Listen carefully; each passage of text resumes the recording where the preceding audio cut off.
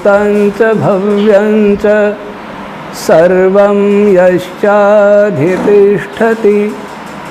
स्वर्यस्य च केवलं तस्मै ज्येष्ठाय ब्रह्मणे नमः।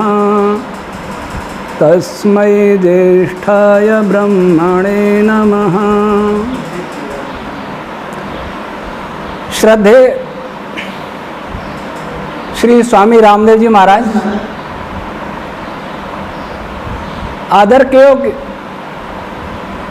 श्री आचार्य बालकृष्ण जी महाराज, कार्यक्रम के संयोजक अभी शायद श्रद्धेय स्वामी परमार्थ देव जी, आज के वक्ता अभी doctor Urmila ji, Shri Rakesh Kumar ji, doctor PL Gautam ji और पतंजलि विश्वविद्यालय के सभी प्राध्यापकगण, अध्यापकगण और देश विदेश से इस अंतर्राष्ट्रीय योग दिवस पर साथ में जुड़े हुए मेरे सभी बंधु और बहनों, सर्वप्रथम मैं अंतर्राष्ट्रीय योग दिवस पर आप सबको हार्दिक शुभकामनाएं अर्पित करता हूं। 7 वर्ष पहले 21 जून को अंतर्राष्ट्रीय योग दिवस के रूप में मान्यता मिली थी और इसका श्रेय हमारे माननीय प्रधानमंत्री नरेंद्र मोदी जी को मिला था। लेकिन वास्तविकता ये है कि इसका मूल आधारभूत श्रेय जो है वो स्वामी जी को ही जाता है, जिन्होंने योग और प्राणायाम आयुर्वेद को न केवल भारत बल्कि विश्व में एक पहचान प्रदान की। तो ऐसे स्वामी जी का मैं बहुत बहुत अभिनंदन करता हूँ। आपने मुझे विषय दिया वैदिक विज्ञान संपूर्ण समाधान। पहले हम ये देखते हैं कि आज विश्व में समस्याएं क्या हैं, उसके बाद ही उसका समाधान हमें मालूम पड़ेगा।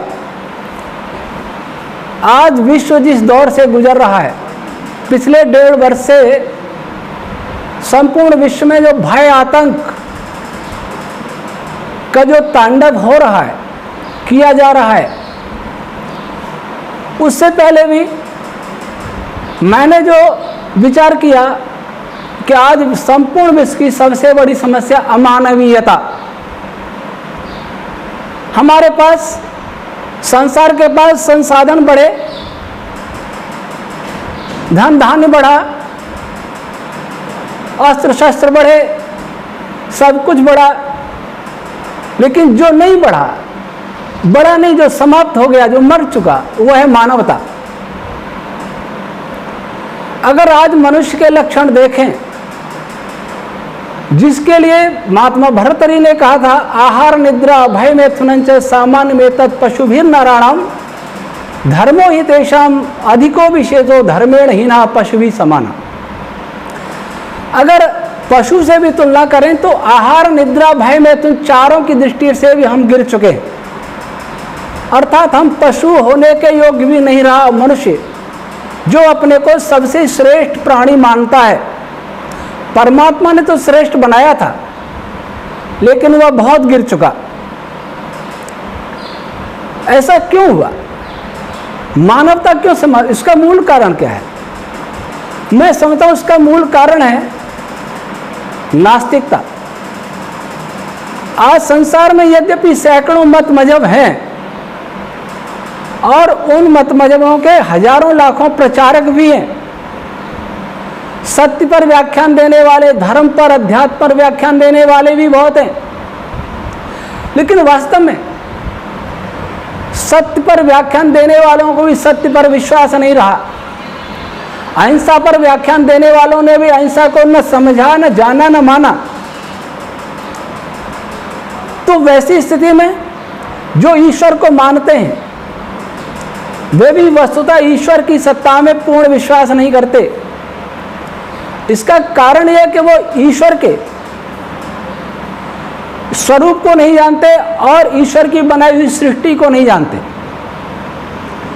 तो नास्तिकता का मूल कारण ईश्वर की सत्ता को स्वीकार न करना, ईश्वर की सत्ता को स्वीकार न करने का मूल कारण ईश्वर के कार्य रूप जगत को अच्छी प्रकार से नहीं जानना।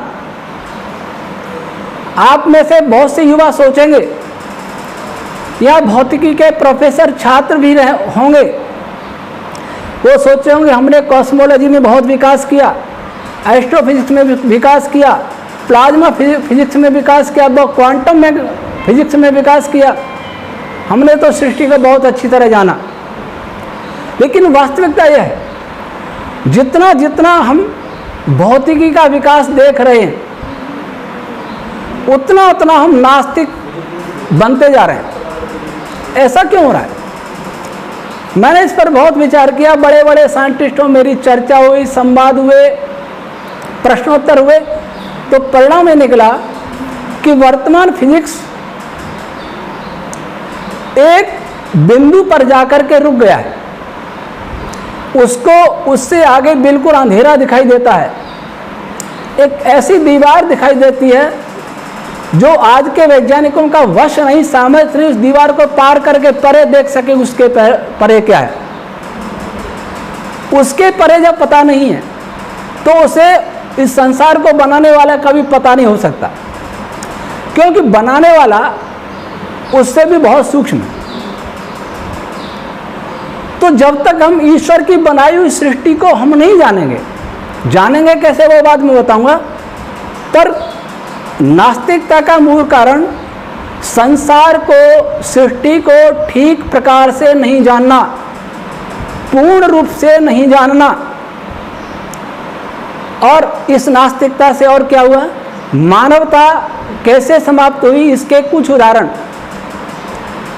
आज संसार में पूंजीवाद और साम्यवाद दो प्रकार की विचारधाराएं चल रही हैं, लेकिन जहां तक मैं समझता हूं यह विषय पॉलिटिकल साइंस वालों का है, सोशल साइंस वालों का है। लेकिन जहां तक मैं समझता हूं, जो आज कम्युनिस्ट देश हैं, ईश्वर नहीं है, आत्मा नहीं है, कर्म फल नहीं है, धर्म नहीं है, इस दृष्टि से तो सभी कम्युनिस्ट स्वयं को कह सकते हैं और हैं भी। लेकिन अगर ये देखें कि सबको समान अधिकार, समान साधन, ऐसा कहीं दुनिया में नहीं है, कोई देश ऐसा नहीं है। सभी देशों में एक ही होड़ है कि वह किसी प्रकार से अधिक संपन्न हो सके, साधन धन प्राप्त कर सके। धन की, पूंजी की प्राप्ति की होड़ हर मनुष्य में है, हर समाज में है, हर क्षेत्र में है, हर राष्ट्र में है। एक राष्ट्र दूसरे को खा करके संपूर्ण विश्व का शासक बनना चाहता है। अधिक नहीं कहूंगा, समय नहीं, परंतु कोरोना के नाम से आज जो भी चल रहा है वो भी पूंजीपतियों का आतंक है। वैज्ञानिक जब पूंजीपतियों के हाथ का खिलौना बन जाते हैं तो एक ऐसे आतंकवाद का जन्म ले होता है, उस आतंकवाद के बराबर दूसरा कोई आतंक आज तक धरती पर नहीं आया। और उस आतंक का नाम है पूंजीवादी वैज्ञानिक आतंकवाद, जो आज चल रहा है। इस पूंजीवाद के लिए, इस जगत के सारे संसाधनों को लूटने के लिए, जगत के सारे संसाधनों पर अपना अधिकार करने के लिए दूसरे देशों अथवा मनुष्यों अथवा मनुष्य समाजों को कंगाल बना करके स्वयं संपन्न होने के लिए, समर्थ होने के लिए, यही साइंस जो मैं कह रहा हूं अधूरा साइंस, जो मैं कह रहा हूं रास्ते से पथभ्रष्ट साइंस, पथभ्रष्ट विज्ञान, वही साइंस वायरस बनाता है, वही साइंस वायरस की दवाई बनाता है, वही साइंस वायरस के लिए वैक्सीन बनाता है, वही साइंस लॉकडाउन करवाता है, वही साइंस नए नए गाइडलाइन जारी करवाता है। उसी साइंस ने, वो साइंस वास्तव में साइंस नहीं है, उसको मैं साइंस नहीं कहूँगा, वैज्ञानिक किसी के हाथ का खिलौना नहीं बन सकता। अगर कोई बनता है तो वैज्ञानिक नहीं है, उसे विज्ञान पूरी तरह नहीं आता। कैसे नहीं आता वो मैं बाद में बताऊंगा। लेकिन आज इसी वैज्ञानिक आतंकवाद का शिकार सारी दुनिया है, और ये इस वैज्ञानिक आतंकवाद का तांडव अभी कितने वर्ष चलेगा ये कोई नहीं जानता। ये वैज्ञानिक जो अपूर्ण वैज्ञानिक है, जिन्होंने सृष्टि को अच्छी तरह नहीं जाना, जिसके कारण उन्होंने संसार को भोगवादी बनाया, विलासी बनाया, एक दूसरे को लूट के खाने वाला बनाया, अर्थात असुर बनाया। असुर का अर्थ है जो अपने प्राणों में रमता रहे, अपने प्राण पोषण में तत्पर। महर्षि दयानंद ने यजुर्वेद के 40वें अध्याय में असुरिया नाम तेलो का अंधेन तमसावृता का अर्थ किया असुर का, जो अपने ही प्राण पोषण में तत्पर होते हैं। आज सभी अपने प्राण पोषण में तत्पर होकर के दूसरों को मारना चाहते हैं। तो ऐसे देश भी हैं, ऐसे व्यक्ति भी हैं, ऐसे संगठन भी हैं जो किसी को आगे बढ़ते नहीं देखना चाहते। यहाँ तक के सुनते हैं कि कुछ लोग तो ऐसा सोचते हैं कि 300-400 करोड़ लोग मर जाएं तो धरती पर शांति हो जाएगी, गरीब लोगों का कोई जरूरत नहीं। उन्हें गरीबी नहीं मिटानी, इस धरती से गरीबों को मिटाना है। वे ऐसा क्यों करना चाहते हैं? वे ऐसा इसलिए करना चाहते हैं कि उनको ये भ्रम हो गया है। कहने को वो बड़े व्यक्ति माने जाते हैं, कहने को वो बड़े शब्द और शिक्षित माने जाते हैं, लेकिन मेरी दृष्टि में वो घोर जंगली हैं। उनको क्या भ्रम हो गया है? वो ये सोचते हैं कि ईश्वर नाम की कोई सत्ता ब्रह्मांड में नहीं है। ऐसी कोई शक्ति नहीं है जो ब्रह्मांड का नियंत्रण करती है, कर्मफल देती है। ऐसी कोई शक्ति नहीं है जो ब्रह्मांड को बनाती है और इसका प्रलय भी करती है समय आने पर। जब ये किसी को भ्रम हो जाता है, अगर आपके विश्वविद्यालय में ही एक उदाहरण दे रहा हूँ, विद्यार्थियों को यह भ्रम हो जाए इस विश्वविद्यालय में न तो स्वामी जी हैं, अर्थात कोई कुलाधिपति नहीं है, नहीं कोई कुलपति नहीं है, कोई डीन प्रोफेसर रजिस्ट्रार नहीं है, तो विद्यार्थी क्या करेंगे? वहाँ अखाड़ा चलेगा, लड़ाई झगड़ा चलेगा, उच्छृंखला अराजकता होगी। व्यवस्थापक का बोध, व्यवस्थापक का अनुभव, उसकी व्यवस्था का अनुभव जब तक हमें नहीं होगा तब तक हमारा जीवन अव्यवस्थित, उच्छृंखल, अराजक रहेगा।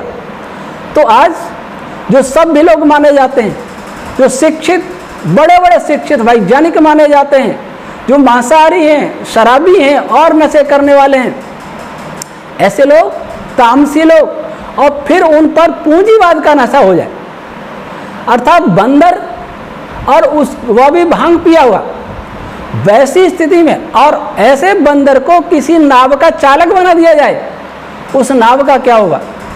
आज संसार को चलाने वाले हैं, जो संसार की नीतियों का निर्धारण करने वाले हैं, जिनको अंतर्राष्ट्रीय एजेंसी कहा जाता है, उन एजेंसियों को भी चलाने वाले हैं, उन्होंने अपूर्ण विज्ञान और उस पर पूंजीवाद की भांग, और उससे क्या हुआ?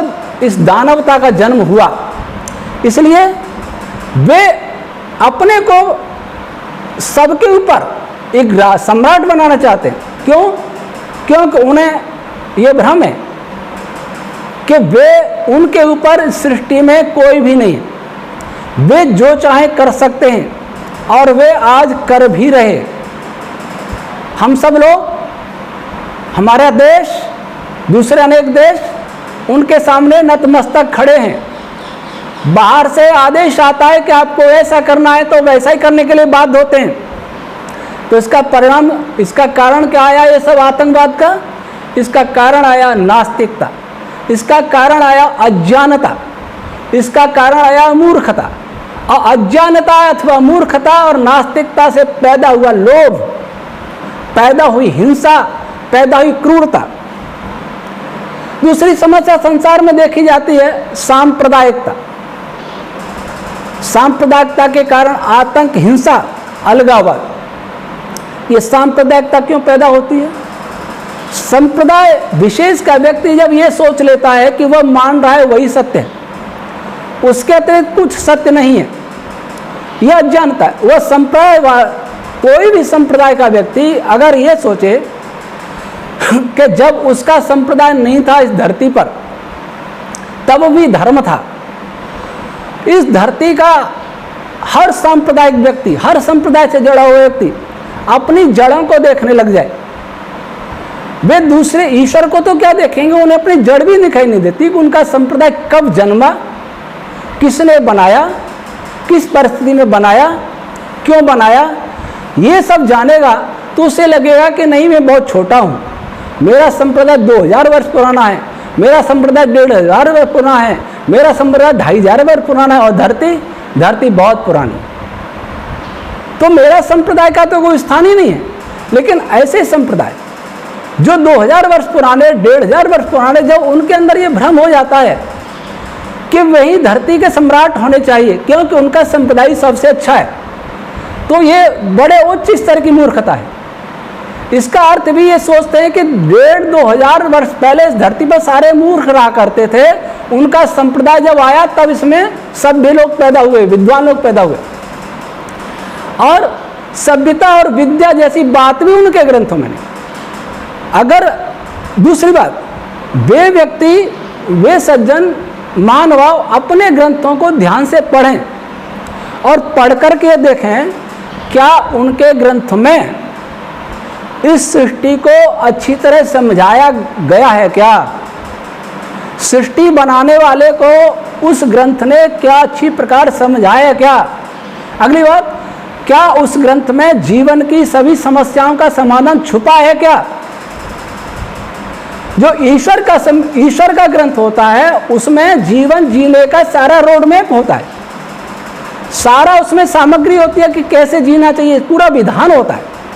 हर संप्रदाय का व्यक्ति अपने ग्रंथों की परीक्षा करने लग जाए कि क्या उसके ग्रंथ में संपूर्ण विधान है क्या, जिसके आधार पर मानव सुखमय संसार बना सकता है, धरती को अपना परिवार बना सकता है, विज्ञान को उन्नत कर सकता है, ज्ञान को उन्नत कर सकता है। तो ये सभी संप्रदाय वाले फिर सोचने लग जाएंगे कि ऐसा तो हमारे पास नहीं है, तो उन्हें बड़ी विनम्रता से स्वीकार कर लेना चाहिए कि इससे इन हमारे ग्रंथों के अतिरिक्त और कुछ होगा जिसमें ये सब बात होंगी। तो दूसरी बात, वे फिर अपने संप्रदाय के ईश्वर पर भी विचार करें। क्या उनके संप्रदाय का ईश्वर ऐसा है जो सृष्टि को बना सकता है, ऐसा है जो उसको चला सकता है, ऐसा है जो प्रलय कर सकता है, ऐसा है जो एटम्स में समाया है, ऐसा है जो इलेक्ट्रॉन्स में समाया है, ऐसा है जो क्वार्क में समाया है, ऐसा है जो फोटॉन्स में समाया है, ऐसा है जो स्पेस में समाया है। तब कहेंगे ऐसा तो नहीं है, किन्हीं का ईश्वर मछली रोटी खाता है, किन्हीं का ईश्वर कहीं और जगह रहता है, किन्हीं का ईश्वर कहीं दूसरी जगह रहता है, किन्हीं का ईश्वर किसी को गुमराह करता है, ऐसा ईश्वर। या कोई ईश्वर कहीं समुद्र में सोता है, कोई ईश्वर किसी पहाड़ पर रहता है, ऐसा ईश्वर है। तब वो ईश्वर इलेक्ट्रॉन्स में नहीं हो सकता, वो ईश्वर क्वार्क्स में नहीं हो सकता, वो ईश्वर स्ट्रिंग्स में नहीं हो सकता, वो ईश्वर स्पेस की इकाइयों में नहीं हो सकता, वो ईश्वर फोटॉन्स में नहीं हो सकता, तो वह निश्चित ही ईश्वर नहीं है। तो विभिन्न मजहबों से विभिन्न मजहब पैदा क्यों हुए, इस अज्ञानता से पैदा हुए। उन मजहब चलाने वालों को वास्तव में सृष्टि का ज्ञान था ही नहीं, और सृष्टि का ज्ञान नहीं होगा तो सृष्टा का भी पूर्ण ज्ञान नहीं होगा। सृष्टा का विश्वास उनके ग्रंथों में है, बहुत विश्वास है। देखो जिसने धरती को बनाया, आसमान को बनाया, लेकिन अच्छी बात है, बहुत विश्वास है, वो प्रशंसा नहीं है। लेकिन वो धरती को बनाने वाला, आसमान को बनाने वाला, ऐसी करोड़ों अरबों गैलेक्सियों को बनाने वाला, वो बनाने वाला कैसा है ये उनको जानकारी नहीं, तो ये अविद्या। इसके कारण संप्रदाय हुए, संप्रदायों ने मनुष्य को बांटा। अब अगली समस्या पर्यावरण, पर्यावरण प्रदूषण और जीवन संकट। हम लोग पर्यावरण का अर्थ जब लेते हैं तो अपने धरती के चारों ओर जो धरती पर कचरा दिखाई देता है इसी को मान लेते हैं यही पर्यावरण है। तो फिर हम रोड साफ करते हैं, झाड़ू लगाते हैं और घर का कचरा रोड पर डालते हैं, रोड का कचरा नगर पालिका लाके शहर के बाहर डाल देती है, ये प्रदूषण दूर हुआ। कचरे का भी कोई प्रबंध नहीं अपने देश में अच्छी तरह से, खैर उसका भी हो जाए। लेकिन जो धरती यूरिया से विषैली हो रही है, जो धरती DAP से विषैली हो रही है, जो धरती कीटनाशक दवाइयों से विषैली हो रही है, उसका कोई उपाय है क्या? जल प्रदूषण, हवा का प्रदूषण, इन 3 प्रदूषणों तक तो फिर भी हमारी वो पहुंच है, हम मानते हैं कि ये प्रदूषित हैं। भले ही उस प्रदूषण को दूर करने का ठोस उपाय आज तक दुनिया नहीं कर रही। बड़े बड़े शिखर सम्मेलन होते हैं, बड़े बड़े राष्ट्रीय नेता बड़े बड़े भाषण दे जाते हैं, छोटे देशों वाले रोते हैं हमारे देश को बचाइए, हम समुद्र में डूब जाएंगे, और खाना पूर्ति होकर के सम्मेलन के नेता सभी अपने अपने घर लौट जाते, होता कुछ नहीं। जब लागू करने की बात आती है तो अमेरिका कहता है हम तो नहीं मानेंगे, कभी कोई कहेगा हम नहीं मानेंगे, बात वहीं। लेकिन इसके आगे प्रदूषणों पर तो उनका विचार ही नहीं जाता। इसमें भी बताओ, इसमें भी हमने डीजल के पेट्रोल की जगह पर सीएनजी का आविष्कार किया, सोचा स्वच्छ ईंधन मिलेगा। जब सीएनजी आए तो CSIR के वैज्ञानिकों ने कहा कि ये पेट्रोलियम से भी अधिक घातक है, इसमें नैनो पार्टिकल्स निकलते हैं, कैंसर पैदा हुआ। गुजरात हाईकोर्ट में गुजरात गवर्नमेंट ने यह कहा कि डीजल से ज़्यादा हानिकारक है। अर्थात हमारी जो भी टेक्नोलॉजी आ रही है, एक समस्या दूर करने के लिए आती है तो दूसरी 4 समस्याओं को लेके आती है। ऐसा क्यों? विज्ञान की अपूर्णता। सीएनजी से कैंसर होता है मैं नहीं कह रहा, CSIR कहता है, जो भारत का बहुत बड़ा वैज्ञानिक संस्थान है। कोई भी टेक्नोलॉजी देखिए, आप हर टेक्नोलॉजी पर विचार कीजिए। हम जो बोल रहे हैं ये भी टेक्नोलॉजी, इस पर बाद में आऊँगा, मैं भी इसका उपयोग कर रहा हूँ दुर्भाग्य से। तो कोई भी टेक्नोलॉजी ऐसी नहीं बनाई आज तक जिसका कोई न कोई दुष्प्रभाव नहीं हो, लेकिन हमें टेक्नोलॉजी का ऐसा नशा लगा। टेक्नोलॉजी क्या करती है? देखिए, पहले आदमी आसन पर बैठता था, बड़ा बड़ा करोड़पति सेठ भी दुकान करता था और नीचे दरी बिछा के आसन पर बैठा करता था। स्कूल में विद्यार्थी आसन पर बैठ के पढ़ा करते थे, आचार्य नीचे बैठ के पढ़ाया करता था। फिर किसी की सनक सवार हुई, वो सनक वाला विज्ञान वाला था या पूंजी वाला था, ये दोनों के सोचने की बात है। कुर्सी बनाई, राजा सिंहासन पर बैठा करते थे। अब छोटे बच्चे भी कुर्सी पर, पढ़ना भी कुर्सी पर, खाना भी कुर्सी पर, शौचालय जाना भी कुर्सी पर, रसोई में भोजन बनाना खड़े होके, सीढ़ियां न चढ़ के लिफ्ट में जाना, घुटनों से काम ही नहीं लिया। तो इस टेक्नोलॉजी ने क्या किया? घुटनों का काम बंद करा दिया। क्यों करा दिया? ताकि घुटने खराब हो सके, डॉक्टरों की इनकम हो सके, फार्मा कंपनी है वो धनवान हो सके, और घुटनों के ऑपरेशन करके उनको ऑपरेशन प्रत्यारोपण करके डॉक्टर करोड़पति अरबपति बन सके। ये किसकी योजना थी? एक सुविधा के लिए, एक सुविधा देने के लिए कितने मालामाल कर दिए और मनुष्य को बेकार कर दिया, और हम उसका खुश होकर उपयोग करते हैं। सारी चर्चा यह नहीं, पर टेक्नोलॉजी ने हमें भोगी बना दिया, टेक्नोलॉजी ने हमें रोगी बना दिया। जिसने रासायनिक खाद का आविष्कार किया होगा उसने कभी सोचा कि इसका परिणाम क्या हुआ? उतना ही उसने जाना कैसे इससे फसल ज़्यादा होगी, अन्न अधिक आएगा, फल ज़्यादा आएंगे, सब्जी ज़्यादा आएगी। लेकिन उस सब्जी खाने वाले पर, उसके स्वास्थ्य पर, और जब उसका खेत में डाला जाएगा भूमि के स्वास्थ्य पर, उसका चारा जब पशु खाएंगे उनके स्वास्थ्य पर क्या प्रभाव होगा, ये कोई जानता था क्या?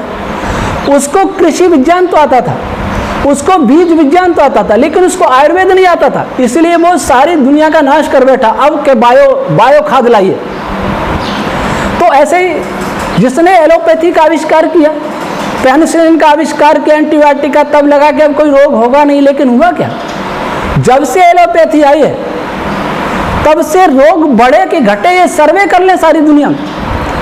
मैं स्वास्थ्य पर आता हूँ, लेकिन स्वास्थ्य मेरा विषय नहीं है, स्वामी जी के लिए छोड़ता हूँ। अभी स्वामी जी ने एक बड़ी क्रांति की IMA के विरुद्ध, और मुझे बहुत प्रसन्नता हुई। जोधपुर आयुर्वेद यूनिवर्सिटी के प्रोफेसर बोले कि मैं सोच रहा था कोई बोल नहीं रहा, स्वामी जी ने ये अच्छा हंगामा किया, बहुत अच्छा किया। वास्तव में अगर दुनिया इस बात पर विचार कर ले कि जब से एलोपैथी चिकित्सा पद्धति चली, जब से वैक्सीनेशन प्रारंभ हुआ, तब से रोग बढ़े कि घटे, जब से आधुनिक विज्ञान आया तब से मनुष्य सुखी हुआ कि दुख हुआ, ये अगर वही सर्वेक्षण करें ईमानदारी से तो उन्हें पता लगेगा कि उन्होंने धरती को नरक में पहुंचाया, स्वर्ग में पहुंचाया।